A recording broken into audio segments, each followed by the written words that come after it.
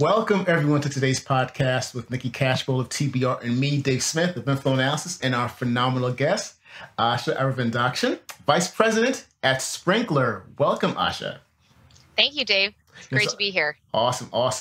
And Asha, she's involved in an amazing array of things, from philanthropy work to being an MIT Sloan Fellow. So she is a pretty inspiring career person to have on today's podcast. And Nick, we've been having a slew of very inspiring guests, with diverse background and so forth.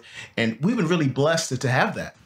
Yes, Dave, you're certainly right. And I think in today's world that the whole topic of customer experience and putting the customer first and really becoming more personal with what people's needs are is first and foremost in everyone's mind. And if it took a pandemic for us to get there in that realization, then I guess that's what it had to take. But companies like Sprinklr, we found, have just really revealed some of the most innovative and cool insights as to how we're coping, and not only coping, but innovating. Yeah. So, Asha, with that, in the midst of this global pandemic, it's very clear that we've come face to face with digital transformation and disruption literally almost overnight. Like March 6th was a very different date than March, say, 18th.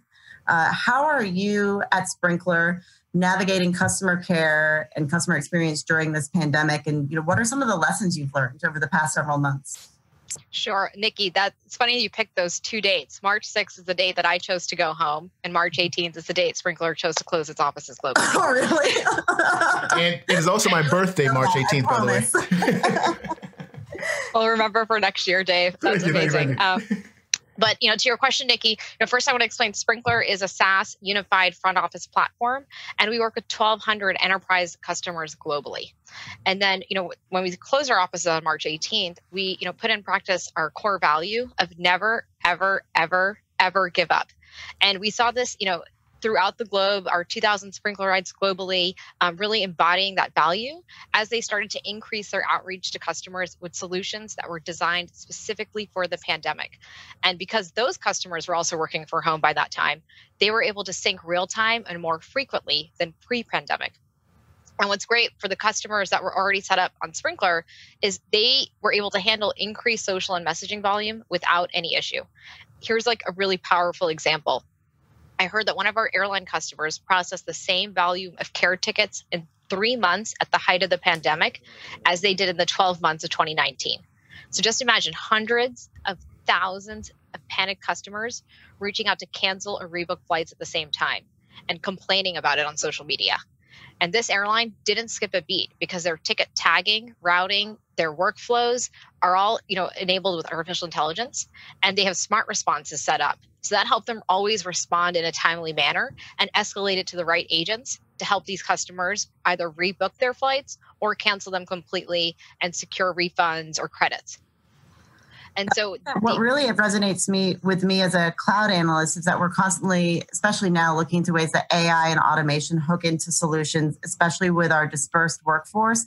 And I think it's even more interesting that you bring up an example with an industry that is clearly so troubled and strained in a time like this. So for you guys being able to address and meet their needs for an industry like that, and with solutions even ahead of the curve, is pretty awesome.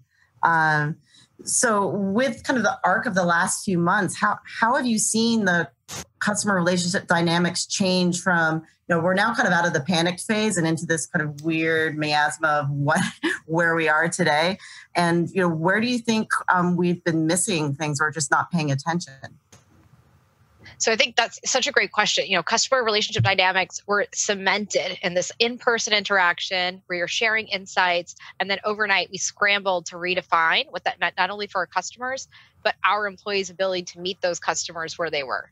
And I think this is really important for those sectors that were hardest hit by the pandemic: airline, travel, hospitality, food and beverage, come to the top of my mind.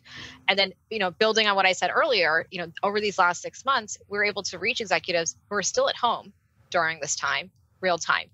And if they're making decisions on what stores to close or which employees to furlough in certain particular locations, they were not prioritizing their Sprinklr quarterly business review or weekly check-in, right? Their priorities were saving the bottom line, and that's rightly so. Yeah.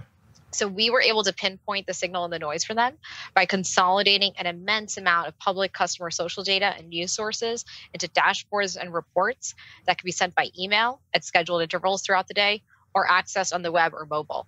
And that was, that really helped, especially with people, relocating from maybe where headquarters is to some place that wasn't, their primary home or residence. They were able to maintain their access and level and information to Sprinklr at the same consistent way.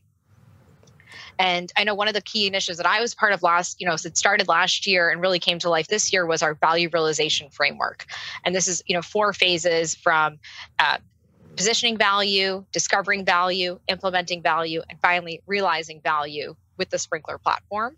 Mm-hmm. And starting in our last quarter, the account teams were able to roll out every single customer's value realization dashboard that demonstrated the Sprinklr platform utilization to help them realize how they're able to either increase revenue, reduce cost, or mitigate brand risk right at their fingertips. And that was a game changer for helping us with our customer relationship dynamics during this crazy time. Yeah, and an interesting story, because that also speaks to what I've been sort of watching or as I've been observing Sprinklr, because I love your focus on listening to customers and learning. And so how important is it to have those conversational experiences, with customers where you are listening, learning, and loving? I love that slogan from you guys. Oh, thank you very much. Our CEO and our CMO are very proud of that slogan. But in today's market, a brand cannot plan a campaign without listening to and learning from their customers. Otherwise, they look tone deaf. And as a number of social and messaging channels just proliferate, we have 35 that we're connected to on the Sprinklr platform, and there are many more that are coming, up and about every day. Brands have to consistently fine-tune their ingestion of what their customers and their detractors are saying in order to inform their decisions. This data-driven decision-making, it's not a new ethos, but it's one that each brand must factor in with social at its core. And, nothing beats real-time raw comments posted by customers. Hands down, that's the best way to understand what to do. Yeah, absolutely. And it's funny. And talking about the internal dynamics, right? As we discuss the customer experience part of this, how are your teams coping internally, especially as, some are customer facing, staff? Oh, absolutely. So as far as the employees, as I mentioned, we closed our offices nearly 6 months ago for employee safety. And as Sprinklrites were able to shift from the office to home setups, it was seamless because Sprinklr runs on 100% cloud. And so while most folks were spending time and energy really navigating the new normal of no commutes, facilitating their kids' virtual schooling, preparing 3 meals a day, 7 days a week, there wasn't any burden on their ability to continue their day-to-day Sprinklr work. I love that term Sprinklrites, by the way. I had to say it a couple times in my head before I repeated it. That's really cool. And it probably speaks a lot to the internal culture that you guys have.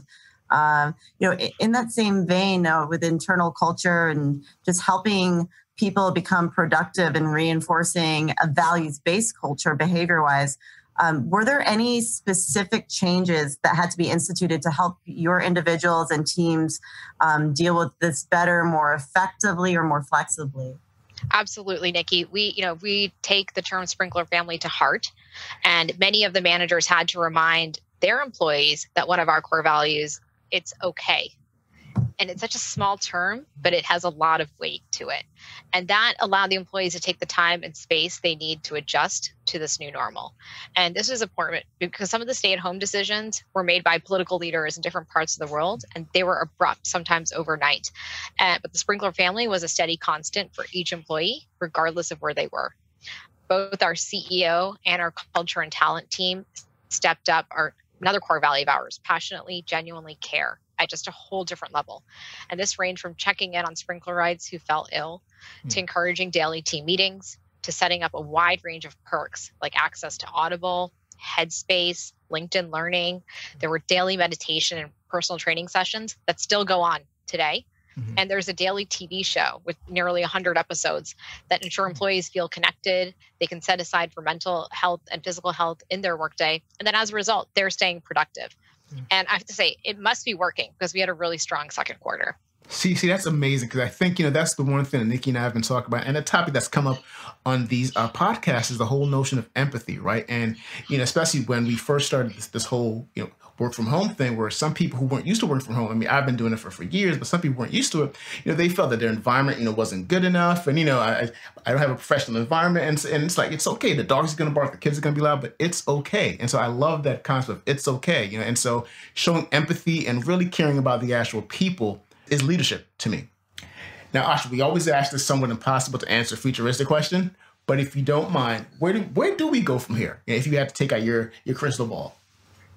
All right, Dave. I think, it'll be really fun to watch what practices are here to stay and what will revert to the pre-pandemic behavior. And my personal wish for the here to stay is, with the ability to work from anywhere at any time, as long as the work gets done. And this is actually a longtime mantra of a results-only work environment that, is being viewed through this 2020 lens, and we can see that it's working. That said, I know in-person meetings are going to resume. We've got road warriors who are ready to get back on planes. But I hope that if someone takes a personal decision to take a meeting virtually, that it's not frowned upon, but accommodated, right? Because we don't know what's going on in someone's personal situation, why they're not able to attend in person. And I hope that more companies just join our 100% SaaS club so that employees can start to shift between the home and the office without issue, and it's seamless for them wherever they are. Yeah, I mean, Dave kind of makes fun of me sometimes, but I kind of call it the new abnormal, even in that it probably would have sounded so fractured and weird, even if we would have brought it up a year ago or maybe even 6 months ago for a lot of people. And I think it's been amazing that on the global basis, and I think prompted by companies like Sprinklr, who are showing that it truly is possible. And I actually feel more connected with some of my friends and coworkers than I did even when I was in the office or when I was seeing them face to face. I don't know if that's telling about me, but it's amazing what platforms can do. Oh, I totally agree with you, Nicki. Like it's different, running by someone in the hallway or when you're getting a coffee than, running into them at a hangout now. Right? Exactly. Yeah. Everything's so much more intentional. Because it has to be. Yeah, and like there's more, I guess, more intimacy too. Because I've seen people's dogs now, just kind of, just been more intimate, with them over Zoom or Hangouts. I like how you said dogs and not children. Yeah. Oh yeah. You're doing too many podcasts, Dave. I know. Oh my goodness. Gosh, this has been such a fun conversation, Asha. Thank you so much for joining us. And we would love to circle back with you in a month or so to see how things are going. Oh, Dave, that sounds amazing. Let's definitely do that. Thanks for having me on the show. Thank you so much. No problem. Thanks, Asha. Nice to meet you.